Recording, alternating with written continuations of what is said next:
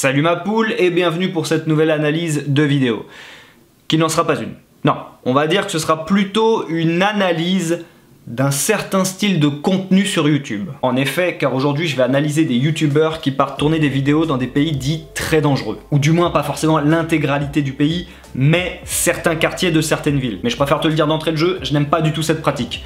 Non pas que je n'aime pas regarder ce genre de contenu, non, il est vrai que j'en regarde, j'aime bien, mais ça ne m'empêche pas pour autant de ne pas aimer le procédé. Et pas parce que la personne met sa vie en danger ou risque de se faire dépouiller. Non, ça j'avoue, je m'en fous un peu, hein. T'as décidé de faire ça mon pote, bah chacun sa merde. Ce n'est donc pas ça qui va me poser problème. Moi, ce qui va surtout me déranger, eh bien c'est que tu n'as toujours pas liké cette vidéo. Tu commences à connaître le truc maintenant.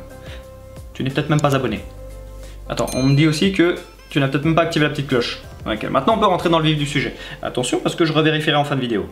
Yeah, let's go check it out. I want to speak to some people. I want to see how the people of this barrio live. And I'm excited. I was told by two taxi drivers on my way here. I tried to catch a ride with them. They refused to take me here. They were like, it's too dangerous, you can't go there alone. Hola, buenas. ¿Cómo estás? ¿Cómo? Cuidado. ¿Por qué? Ah, camera. Ah, okay. Gracias. The thing is, a whole bunch of people tell you to be careful when you come into these neighborhoods. Every country I've been here in, South America, hola, they've told me to be careful. And I've never had any problems. Except one time in Medellin, a guy pulled a knife on me. But that wasn't because he tried to rob me. And then also someone tried to pickpocket me, but that wasn't too bad at all.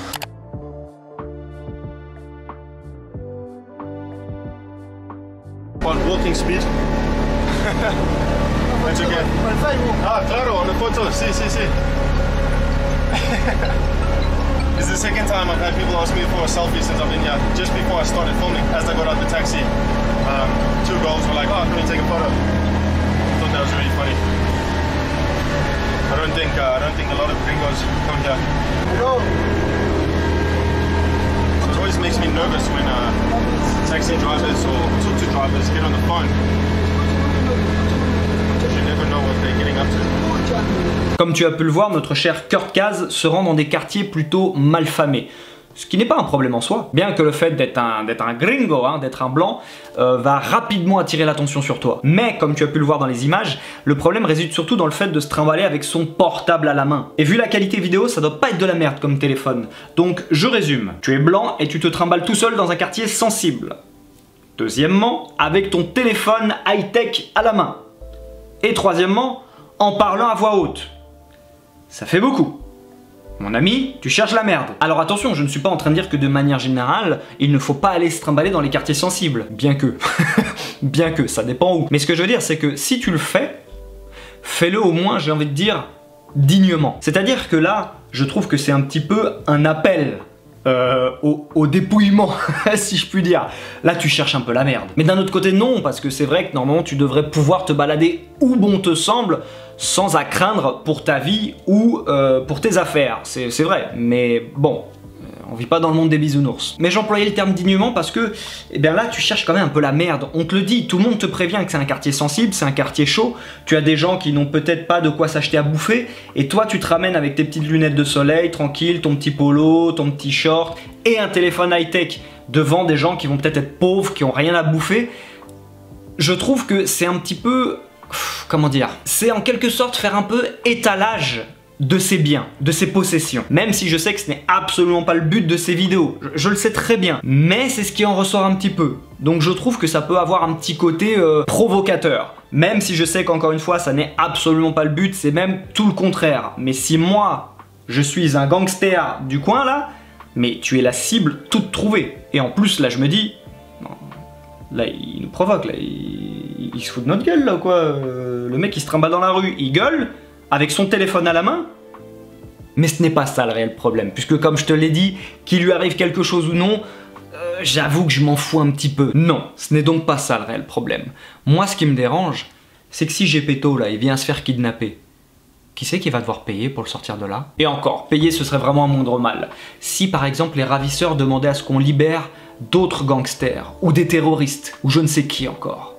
pour le libérer. Ou pire encore, et ça a eu lieu d'ailleurs ces dernières années, si on doit envoyer des soldats pour aller libérer cet abruti et que des soldats meurent au combat, eh bien ça je trouve ça très grave et ça ne me fait absolument pas rire. Surtout que j'ai l'impression que ça se répète pas mal ces dernières années. Alors je dis pas que c'était pour aller secourir des youtubeurs, mais en tout cas c'était pour secourir des fois de simples voyageurs qui sont partis je ne sais pas où en se disant que bah, le monde il est tout gentil, le monde c'est le monde des bisounours, c'est le monde des Pokémon. Sauf que là on est dans le vrai monde, c'est pas la Team Rocket que tu vas trouver en face de toi. Là tu vas peut-être tomber en fonction des pays sur un mec qui va te dire ah tu veux me faire des vidéos? Moi aussi. Avec les copains nous aussi. Regarde l'objectif, regarde, et là je prends le couteau et voilà, la tête elle est plus sur le tronc. Oui, je vais pas mentir, j'aime ce genre de contenu. On a toujours envie de cliquer quand on lit par exemple Don't enter this hood in Peru. Donc le mec te dit il faut surtout pas rentrer dans ce quartier au Pérou. Oui, je clique. Et donc de ce fait, je l'encourage à continuer. C'est vrai, c'est pas malin, c'est pas intelligent, je dis pas le contraire. Mais lui, ça va encore, puisque comme il le dit régulièrement dans ses vidéos, il ne t'incite pas à le faire. Il te dit tout de même, n'y allez pas tout seul. N'y allez pas tout seul, n'allez pas là-bas. Bien que, encore une fois, le problème n'est pas forcément d'aller dans ces quartiers dits sensibles. Le problème est d'y aller en gueulant et en filmant. Tu vois ce que je veux dire? Avec ton portable sorti à la main, forcément, avec des gens qui crèvent la dalle, faut les comprendre eux aussi. Ils se disent, si je revends ça, ça me paye peut-être 6 mois de loyer, à bouffer pour toute la famille.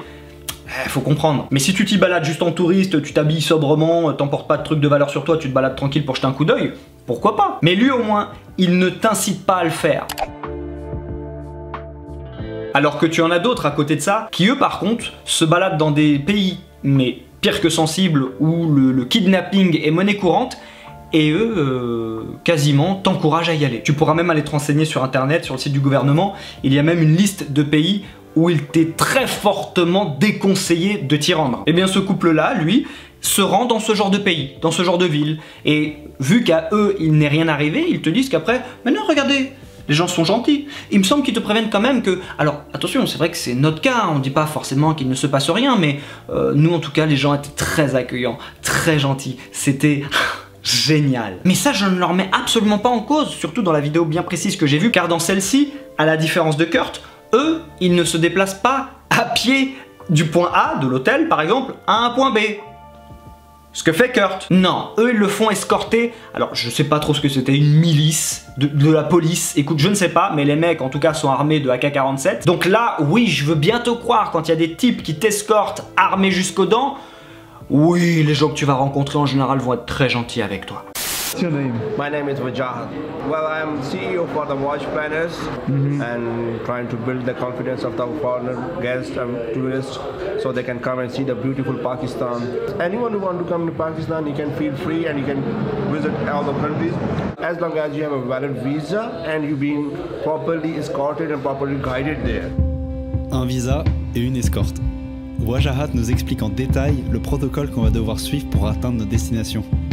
Voyager avec lui, ça va nous permettre de profiter de son réseau de connaissances et avoir les autorisations nécessaires pour explorer la ville. Et on te l'avoue, c'est aussi pour faciliter nos interactions avec les militaires. Donc là on nous emmène à droite à gauche et on n'a pas encore touché un pied sur la terre de cette ville. D'abord dans une police station pour avoir l'autorisation, ensuite dans un hôtel sécurisé, ensuite dans un autre endroit. Mais il faut passer par ce protocole. On s'est dit que rien de mieux que t'emmener avec nous dans les ruelles de la vieille ville, dans une des zones qu'ils appellent ici Restricted Area. On a eu l'autorisation de la police pour pouvoir se balader librement et on va t'emmener avec nous pour voir un peu comment les gens se comportent. Tu te dis pas, non, il y a une couille, si pour qu'il ne m'arrive rien, je dois avoir des mecs armés jusqu'aux dents, c'est que c'est chaud quand même. Peut-être qu'en fait, il est vrai que le pays est assez sensible, hein? Mais non, pour eux, c'est génial, c'est super, les gens sont adorables. Ça, je ne dis pas le contraire, hein. Effectivement, ceux que vous avez rencontrés, les marchands que vous avez rencontrés dans cette toute petite ruelle bien spécifique, dans ces deux pâtés de maison, oui, là, je veux bien te croire que c'était très très gentil, que ça s'est très bien passé. J'avoue que j'ai horreur de la bêtise comme ça. Pour moi, ça, c'est un mélange de bêtise, de niaiserie, de mielerie. Ce côté... Tout le monde il est beau, tout le monde il est gentil. Il faut arrêter de croire que dans tous les pays, dans tous les endroits du globe, tout le monde pense comme toi. Tout le monde a la même vision des choses, tout le monde a la même mentalité que toi.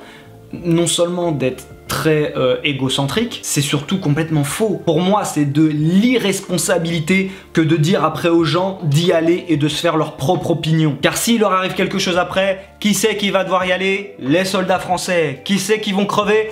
les soldats français. Tout ça parce que Jean-Célestin et Marguerite leur ont dit que ça s'était très bien passé. Donc à côté de ça, t'as toujours des guignols pour se dire « Oh bah regarde, oh bah ils l'ont fait, oh bah je peux le faire aussi !» Non mais plus sérieusement, c'est vrai que c'est le genre de truc qui m'insupporte quoi, que des personnes en fait en payent le prix, payent les pots cassés pour aller sauver des personnes qui selon moi ne le méritent pas quoi, des personnes qui, si elles décident de partir dans ces contrées-là, doivent en assumer les conséquences. C'est tout pour moi mon lapin. J'aimerais maintenant que tu me laisses un commentaire afin de me dire ce que tu en penses. Que penses-tu de ce genre de contenu et qu'as-tu pensé de mon analyse? Es-tu d'accord, pas d'accord? Est-ce que tu vois ça différemment? Vraiment ça m'intéresserait. Je te fais des gros bisous, oui parce qu'après ça on a quand même besoin d'un peu d'amour et je te dis à samedi, 15 h. Ciao.